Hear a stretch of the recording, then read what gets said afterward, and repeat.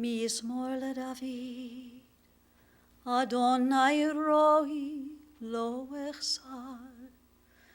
בנוטש ירביצני ימי מנוחות ינחלני. נפשי שובב, ינחני במגלי צדק למען שמו. גם כי הלך בגיא צלמוות, לא ירא רע, כי אתה עמדי. שבטך ומשענתך המה ינחמוני. תערוך לפני שולחן נגד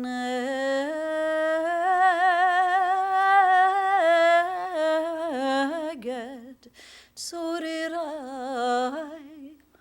דשנת בשמן ראשי כוסי רוויה, אך טוב וחסד ירדיפוני כל ימי חיי. ושבתי בבית אדוני לאורך ימים. I've chanted for you the words of our 23rd Psalm.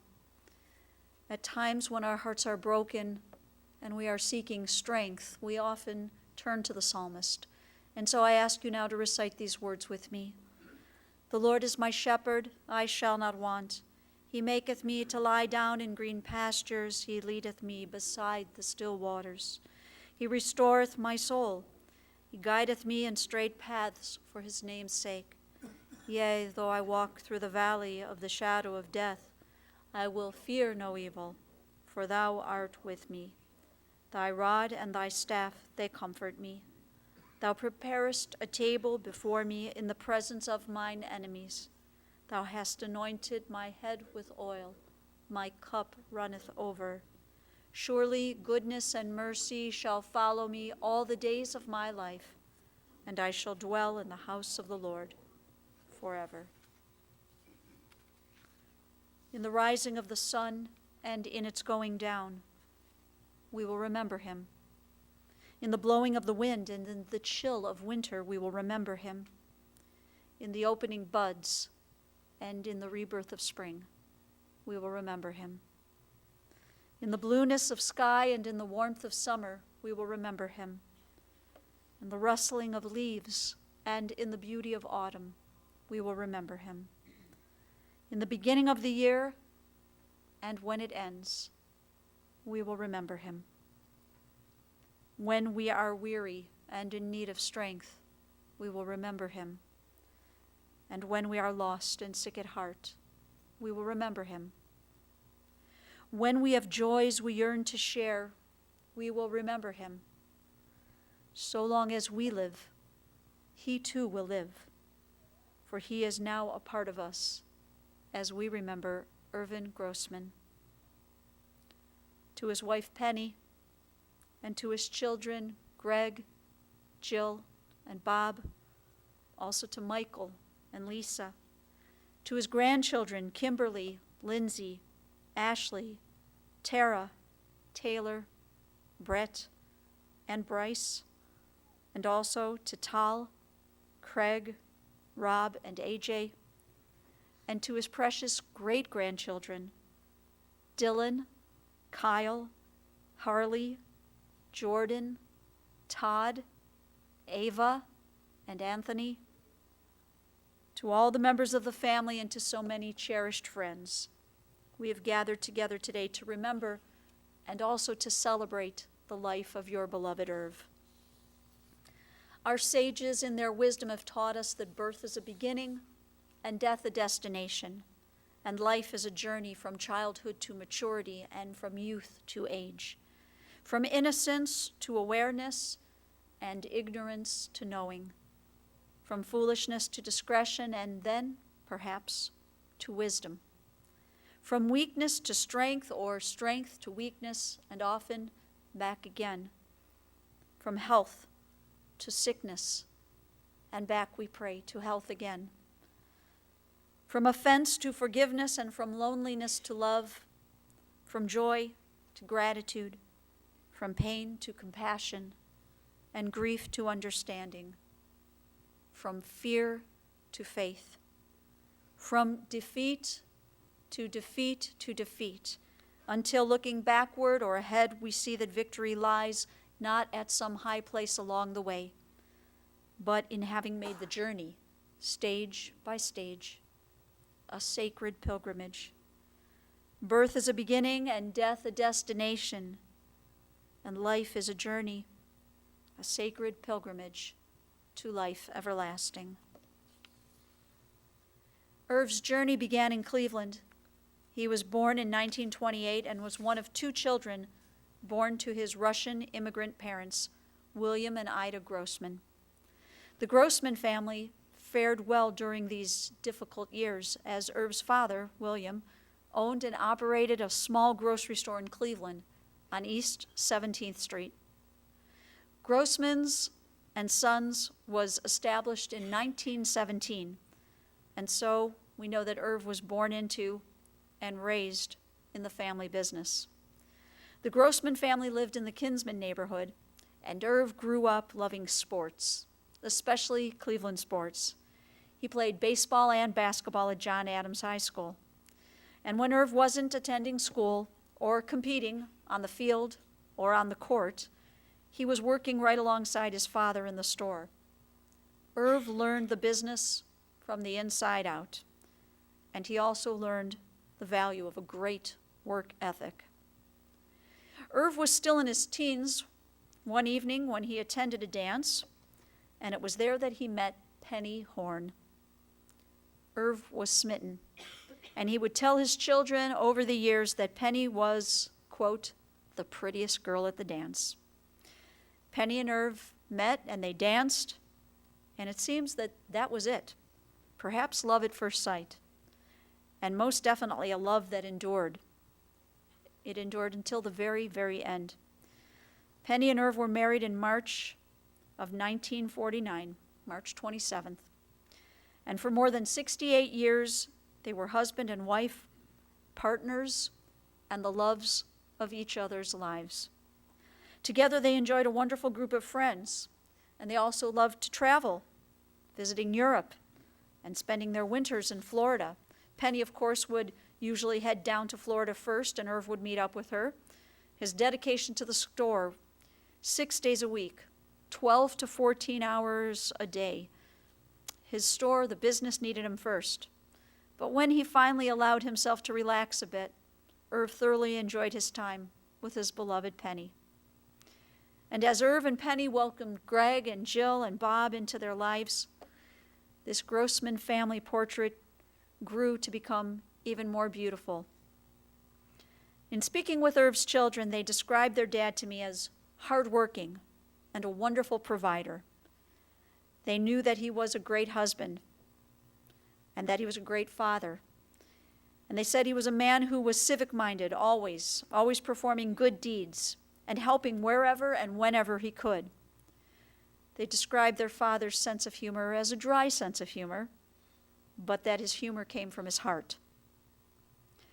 And as the three of you shared what a wonderful husband and dad he was, you said that he was truly a family man, and he was a man who was always generous, and a man whose greatest joy was hearing two words, Papa Irv.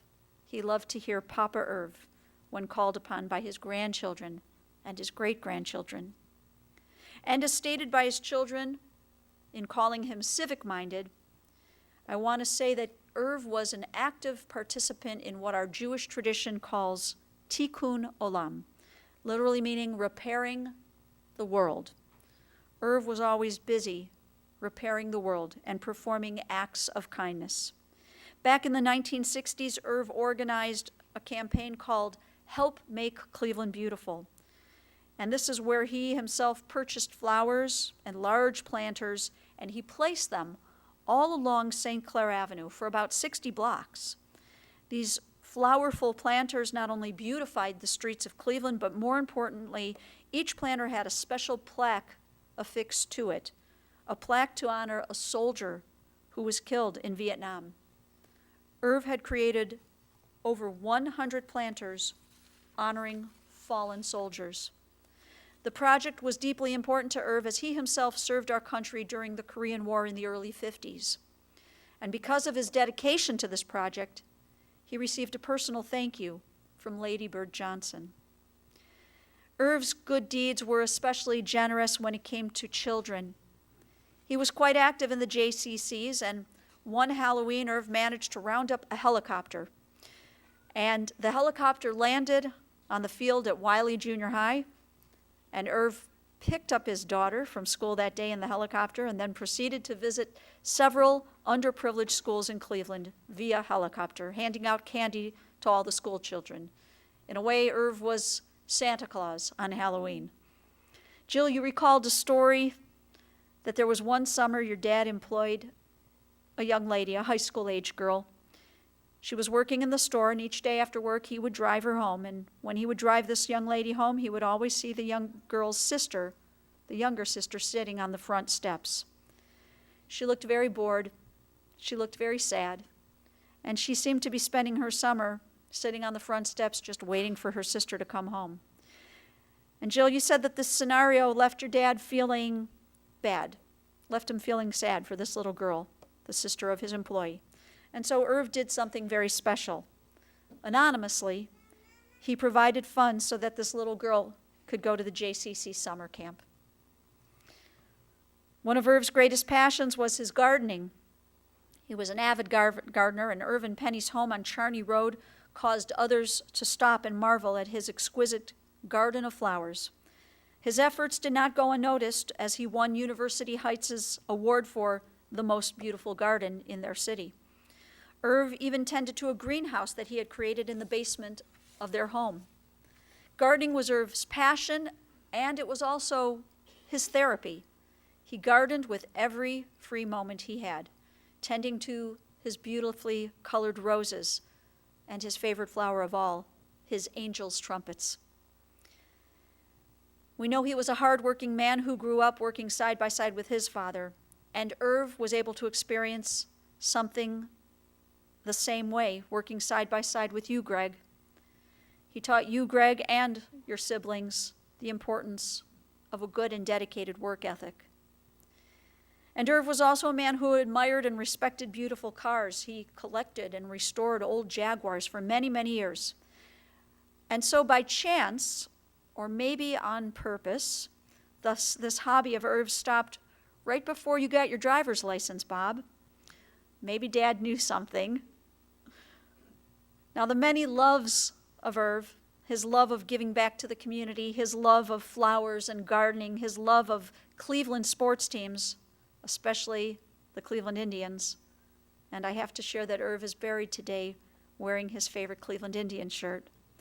But all of these loves are just a small part of what made up Irv Grossman.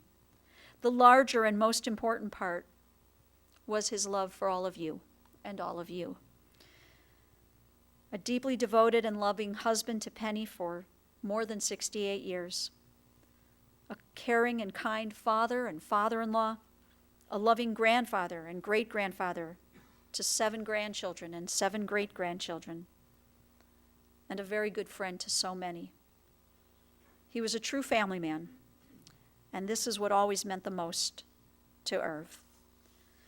While I'm sure Irv Grossman did not know the poet Ralph Waldo Emerson, it's interesting to note these words that Emerson penned, because perhaps he was thinking of a man just like Irv Grossman when he wrote these words, titled Success.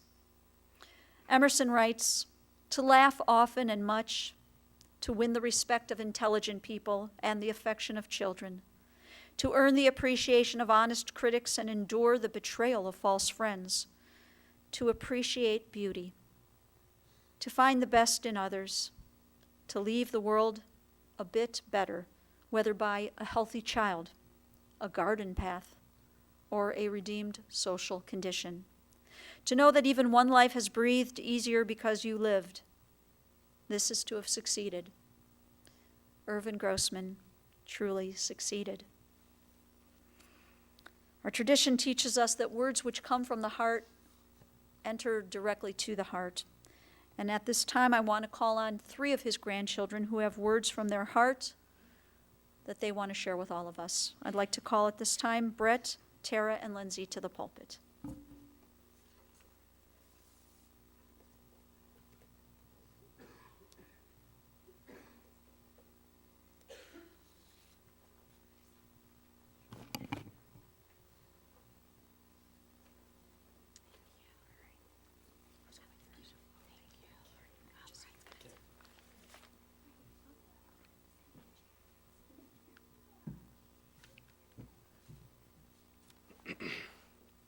Hello everyone, my name is Irvin Grossman, and I am here to share a few words from my father, Bob Grossman, who could not get through this without breaking down.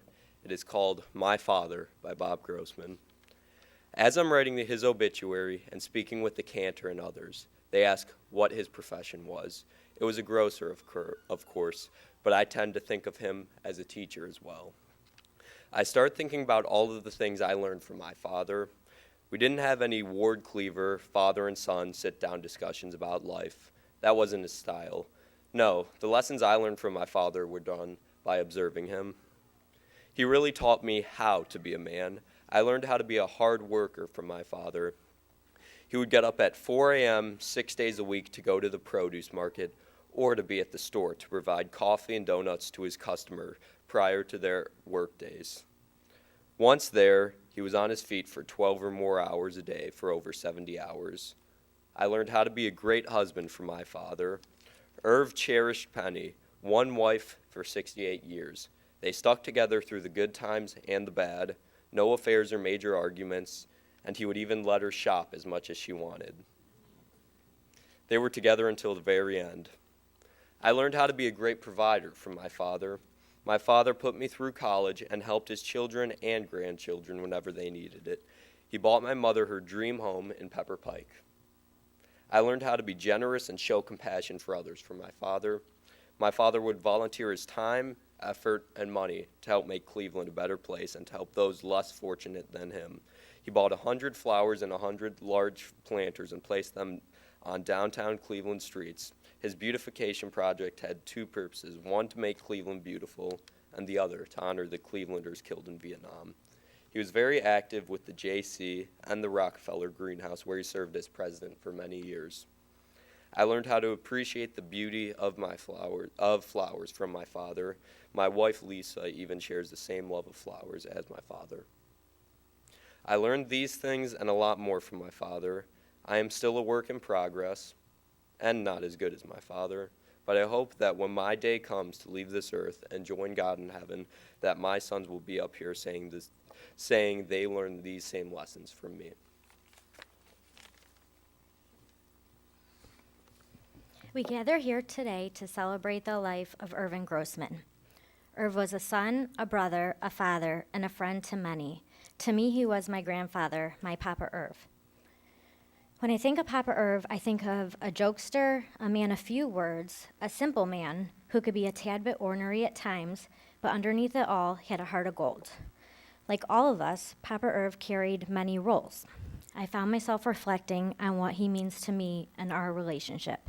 I admire Papa Irv in so many ways. He was a loyal husband and a loving father. He was an extremely hard worker, which allowed Grandma the ability to be the fashionista we knew her to have been. He was a simple man, but he wanted Grandma to have the best of things. He loved Grandma with all his heart. And even in the end, when Grandma could no longer speak, no longer dye her hair to her Marilyn Monroe-esque perfection, or do her makeup and have her nails flawlessly manicured, Papa Irv always told Grandma how beautiful she is. Now that I'm a wife and a mother, I found myself genuinely interested in the details about Papa Irv's life with Grandma and their children, how they came to meet, and how they managed to create the beautiful life that they lived. My thoughts then shifted to what my dad is going through and what he meant to him. And on my dad's behalf, I would like to touch on their relationship. To Greg, Irv was a father, a role model, a business partner, a confidant, a roommate, and a best friend. I think of how much I love and miss him, and I know without a shadow of a doubt that I cannot possibly comprehend the depths of my dad's grief. Papa Irv was his life, and he devoted himself completely to him and Grandma, providing them constant companionship and care. Out of pure love, everything revolved around them. And even though Papa Irv rarely made it outside these days, Dad was sure to adorn the entire house and deck with his favorite flowers year after year for as long as I could remember, just to bring a smile to Papa Irv's face and so he could sit on the deck to admire the smell and scenery. Papa Irv and Grandma wanted to pass away in their home, and my dad promised to honor that wish. He was willing to sacrifice essentially everything to pertain to his own life to become a 24/7 caregiver. He retired early to be with them every day to cater to their every need, so much so that Papa Irv would get on me to have my dad go to the doctor and take care of himself. And no matter what my thoughts on the issue were, my dad would have it no other way. My dad and his father share a bond that is special and rare. They worked together side by side for officially 50-plus years and unofficially even longer, as Papa Irv would bring him to work as a small boy. My dad came to learn all of Papa Irv's quirks. He knew what he was thinking when Papa Irv did not speak a word. If Papa Irv would start a sentence, my dad could finish it. They were incredibly close and connected. And my heart aches for my dad now that Papa Irv is gone. I can only hope that my kids and I can fill a piece of that void that he feels in his heart so that he's able to smile again and feel happiness. I'll never forget in Papa Irv's last days, I was helping adjust his pillows, and I was so afraid to move his head and to hurt him. So I sort of tucked the pillow under his head, but it left a gap and his neck wasn't sitting properly. So I asked Papa Irv if he was comfortable, and even though he looked uncomfortable as all can be, he barely audibly said yes. I looked him dead in the eyes and said, "You are lying. There is no way you're comfortable. Tell me the truth. Are you comfortable?" And he whispered so softly, "No," and somehow found the strength to muster a tiny grin. I laughed so hard. His sense of humor never ceased, even in the end. When I told my dad this story, he said to me, "One thing about Papa Irv is he doesn't say what he means, and he doesn't mean what he says." Even though he was so uncomfortable and in so much pain in his final days, he wouldn't tell us because he didn't want to impose a burden. Thankfully, my dad knew him well enough to be able to make him his most comfortable. Another memory I have of Papa Irv is him always calling me at work to look up phone numbers of old friends or to write letters on his behalf to political figureheads seeking autographs. And I was actually able to secure one, or to print out facts about his favorite actors for him to read in his chair. I'll cherish those memories. I like to think Papa Irv is looking down at us right now, smiling, reunited with his mom and dad and all his friends who passed before him, pain-free and able to walk again, sitting in a gorgeous, endless garden, admiring all the beautiful flowers. I know that he is waiting anxiously for Grandma Penny, his love of 68 years, to join him, so that they may be reunited for all of eternity. And I know that they will be waiting in heaven to greet all of us when God decides to call us home. I love you, Papa Irv, and I will never forget you.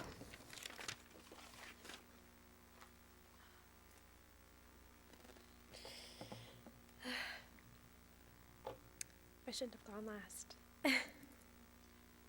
Thank you all for being here today to honor our Papa Irv. I'm Lindsay, his second granddaughter, also known as Lindsay Binsey. That's what Papa Irv always called me. I'm really gonna miss hearing that. We are grieving the loss of him, an amazing man, a devoted husband, a loved and respected father, and especially an adored grandfather to 7 of us, and a great-grandpa, we called him Big Papa, to our children. The world seems a little less vibrant without our Papa Irv. But thankfully, he met Grandma Penny at a dance over 68 years ago, and because of their love, our family has expanded so beautifully. And he lived such a full life to really, truly appreciate each one of us. We know he'd be so happy knowing we filled up this room with so much love for him. As we reflect on our memories of Papa Irv, we smile, and we take comfort knowing that we spent so much time together throughout the years. His sense of humor alone was great. He always teased about wanting to get really cute nurses when he goes to the hospital.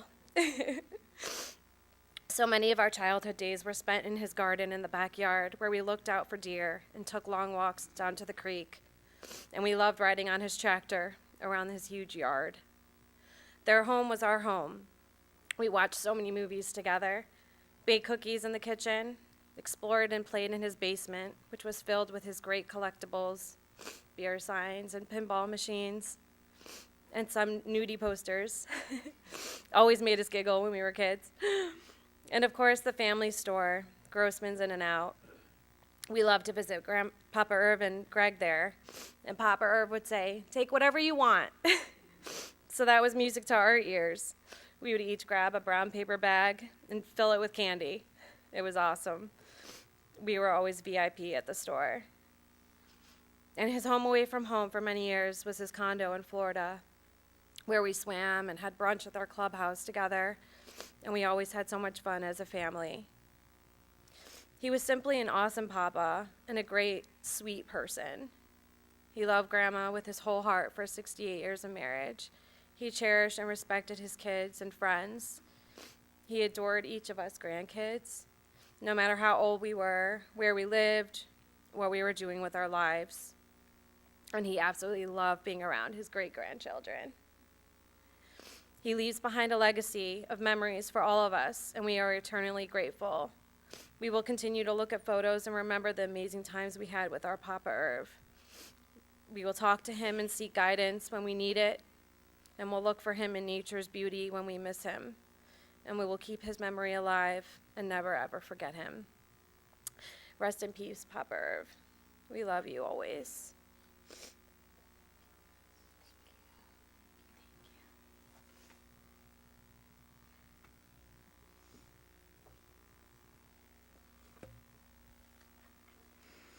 As you're able, I invite you to rise for the memorial prayer, El Malei Rachamim.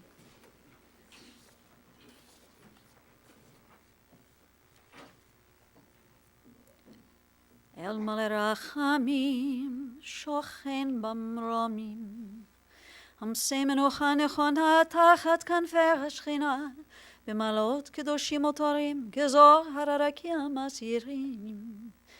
את נשמת יקירנו שהלך לעולמו בגן עדן, תהא מנוחתו. אנא ברחמים אסתירהו בסתר כנפיך לעולמים, ותתרור בתרורך ימת נשמתו. אדוני הוא נחלתו, וינוח בשלום על משכבו, ונאמר אמן. O merciful God, who dwells on high, who is full of compassion, grant perfect rest beneath the shelter of your divine presence among the holy and pure, who shine as the brightness of the firmament. To our dear departed Irvin Grossman, who is gone now to his eternal home, may Irv's soul be bound up in the bonds of eternal life, and grant that his memory inspire all of us to noble and consecrated living. And to this we say, Amen. Please be seated.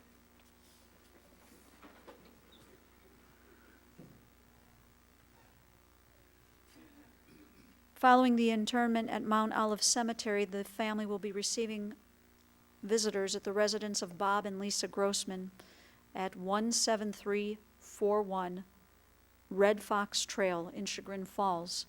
Visitation will be until 8 p.m. this evening and also tomorrow evening from 6 until 8 p.m. If anyone is considering making a contribution in memory of Irv, the family has suggested that you might consider either the Parkinson's Foundation or the Kidney Foundation of Ohio. And on behalf of the entire family, we thank you for being here today, for showing the family your love and support.